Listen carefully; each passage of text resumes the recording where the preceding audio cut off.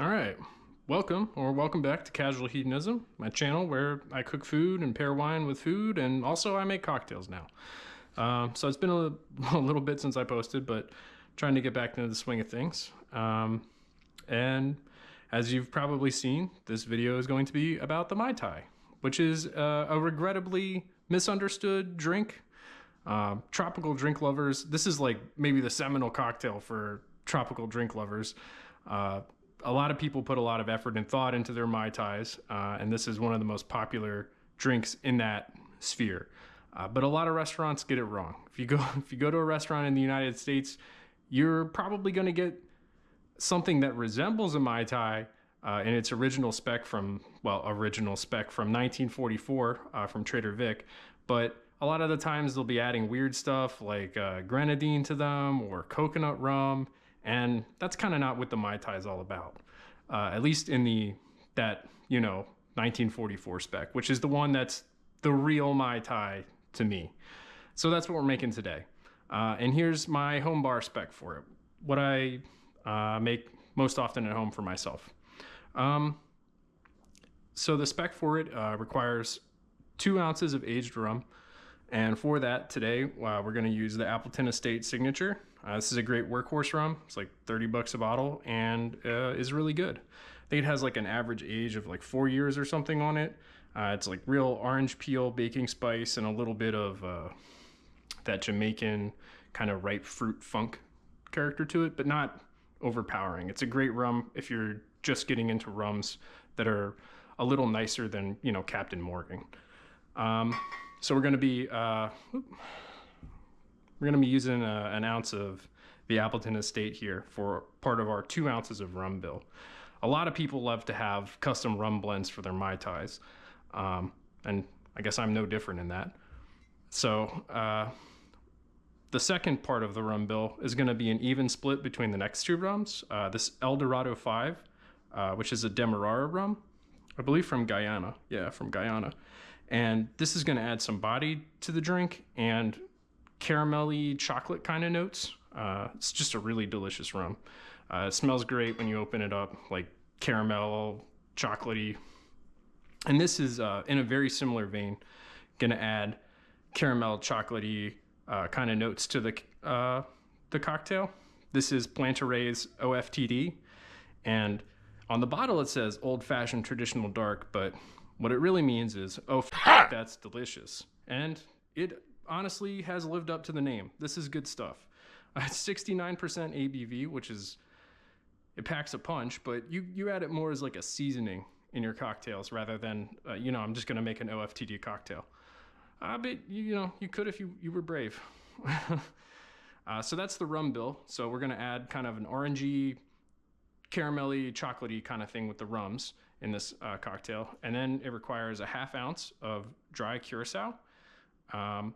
So there are a lot of brands of this. I like Pierre Ferrand. It has kind of like an orange peel note to it that's not too candy sweet or anything. I like how it expresses, but there are so many options out there.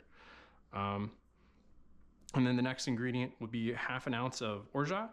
And I found that Lieber & Co. makes a really, really good Orgeat. There are a lot of options out there, but this company has a lot of really good offerings. I'm not sponsored by them, but damn, if you want to make me sponsored, that would be tight.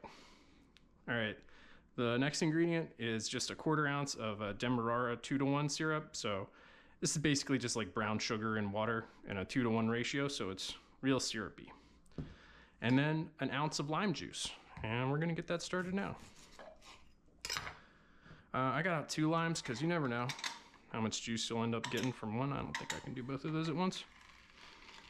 Although this seems like a pretty big lime, so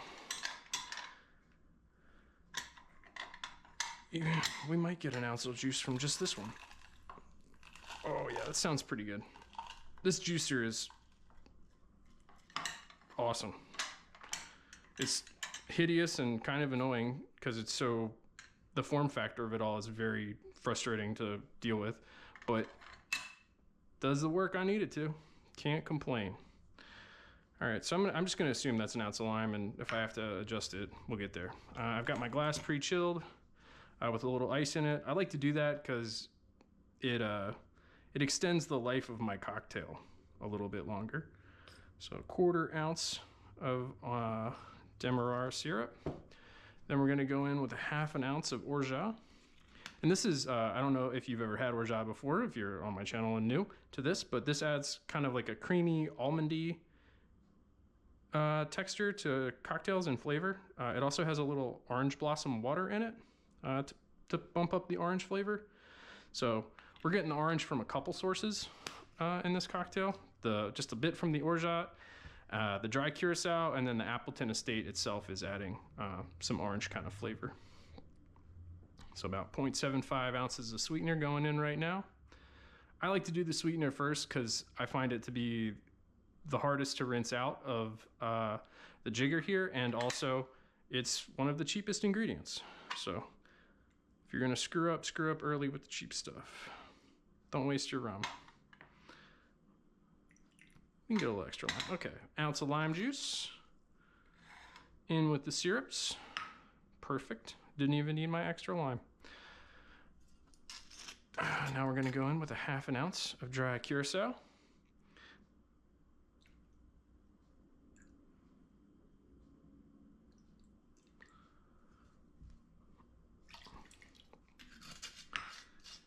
One of the things that I like about this drink overall is that it reminds me of a daiquiri, which is another tropical sour.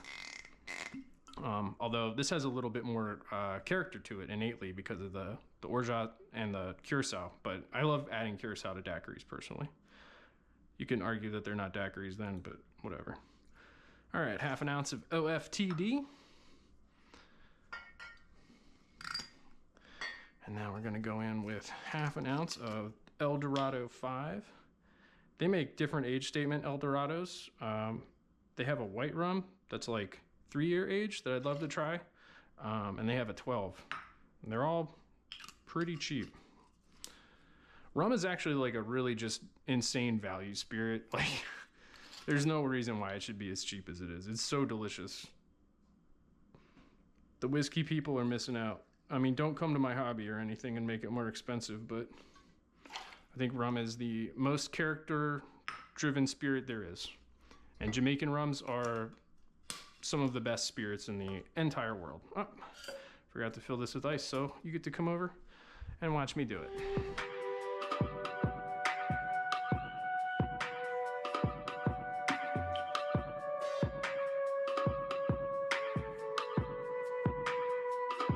All right, we did it. Okay, all the ingredients ready to go. Take our short tin, put it into our big tin here, clamp it closed, and dump this.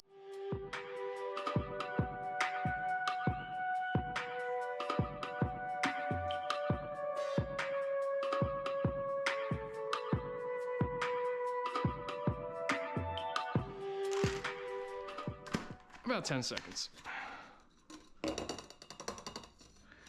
can kind of let your one tin drain into the other, and I also forgot I have a bunch of crushed ice for this.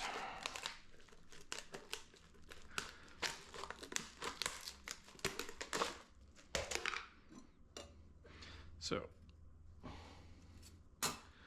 I'm going to use my Hawthorne strainer here and dump through that.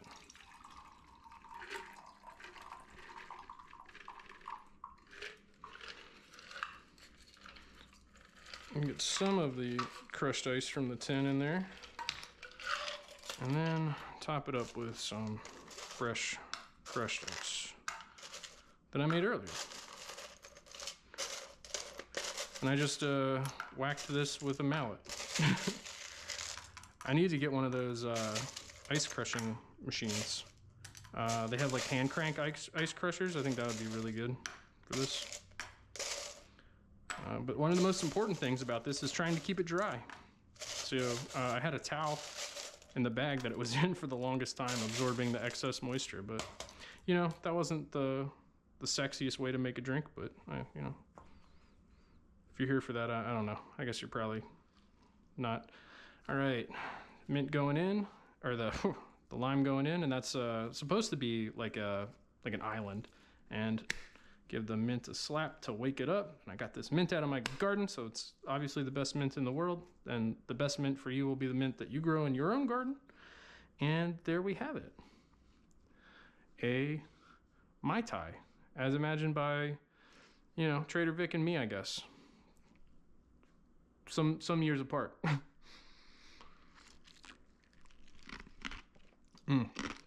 Oh yeah, that's delicious. Every time it hits me, I'm like, oh, that's such a good drink. The mint garnish really makes it. I honestly think that blast of mint that you get when you sip into this is just awesome. Really highlights all the other parts of the drink like a good seasoning does. But anyway, yeah, you should definitely, if you haven't made a Mai Tai yet before, make a Mai Tai. They're ultra delicious, and don't expect this when you get it at a restaurant unless you go to a classic or a classy tiki bar. Then you'll probably get served a Mai Tai that's very similar to this. But, you know, out and about, you might get some random stuff. Either way, stay tuned. I got more cocktail recipes, cooking videos, wine videos coming.